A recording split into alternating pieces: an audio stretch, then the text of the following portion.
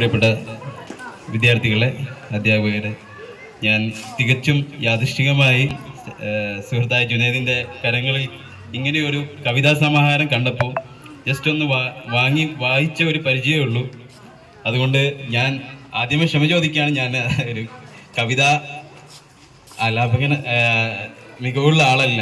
എങ്കിൽ കൂടി നമ്മുടെ ഈ ഒരു മേപ്പാടിയിൽ നടന്ന ഈ ദുരന്തത്തെ ഇത്രത്തോളം നമ്മളിലേക്ക് വരച്ചു കാണിച്ച ഇങ്ങനെയൊരു കവിതാ സമാഹാരം രചിച്ച ഡോക്ടർ സുഷമ ശങ്കർ എന്ന് പറയുന്ന മഹതിയെ ഞാൻ അത്യധികം പ്രശംസിച്ചു പോവുകയാണ്. ഞാൻ കുറഞ്ഞ വാക്കുകൾ ഞാൻ ഇത് വായിച്ചിട്ടുണ്ടായിരുന്നുള്ളൂ. അപ്പം തന്നെ എനിക്ക് ഹൃദയസ്പർശിയായ വരികളാണ് അവർ എഴുതിയിരിക്കുന്നത്. അദ്ദേഹം മലയാളിയാണെങ്കിൽ കൂടി ഇന്ന് ബാംഗ്ലൂരിൽ സെറ്റിലാണ്. അവർ കന്നഡ സാഹിത്യത്തിലും ഒരുപാട് പുരസ്കാരങ്ങളൊക്കെ നേടിയ മഹത് ವ್ಯಕ್ತಿയാണ്.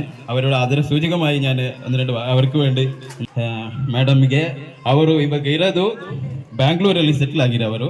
ಇವರು ನಮಗಾಗಿ ಇಷ್ಟು ಚೆನ್ನಾಗಿ ಇದು ಗದ್ಯ ನಮಗಾಗಿ ಕೊಟ್ಟಿರೋದು, ಅದು ಒಂದು 2-3 ವರಿಗಳು ನಿಮ್ಮ ಮುಂಜಾಗೆ ಓದಿಲ್ಲದ್ರೆ ಅದರು ಇದಾಗುತ್ತೆ ಅಂತ ಅದಕ್ಕೋಸ್ಕರ ಅವ್ರಿಗಾಗಿ ಡೆಡಿಕೇಟ್ ಮಾಡಿ ನಾನೊಂದು 2 ವರಿ ನಿಮಗೋಸ್ಕರ ಹಾಡ್ತಾ ಇದ್ದೀವಿ.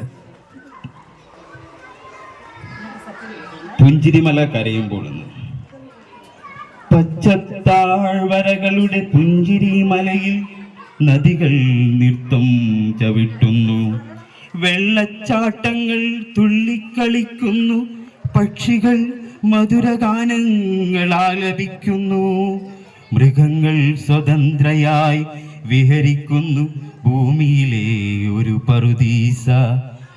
കേരളത്തിൻ്റെ വയനാടിൻ്റെ പുഞ്ചിരി, മലയാളത്തിൻ്റെ പുഞ്ചിരി. വിനോദസഞ്ചാരികൾ വിസ്മയിച്ചു ഈ സ്വർഗീയ സ്ഥലം, ലോകഭൂപടത്തിൽ സ്ഥാനം കണ്ടെത്തി. എല്ലാം തകർത്ത ഒരു കറുത്ത ദിവസം കേരളത്തിൻ്റെ കാതുകളെ തുളച്ചു, പർവ്വതം വിറച്ചു. അവർക്ക് വേണ്ടി ഞാൻ ഒരു 4 വരി മാത്രം ആലപിച്ചതാണ്. നിങ്ങൾക്ക് കഴിയുമെങ്കിൽ ഈ സമാഹാരം നിങ്ങൾ എവിടെയെങ്കിലും കിട്ടുകയാണെങ്കിൽ നിങ്ങളത് വാങ്ങിച്ച് അത് നിങ്ങൾ ആലപിച്ച് നോക്കുക എന്ന് മാത്രം ക്ഷണിച്ചുകൊണ്ട് എല്ലാവിധ ഭാവുകങ്ങളും നേരുന്നു. ഇങ്ങനൊരു അവസരം തന്ന ഈ സംഘാടക സമിതിക്ക് ഒരായിരം ആശംസകൾ. Thank you.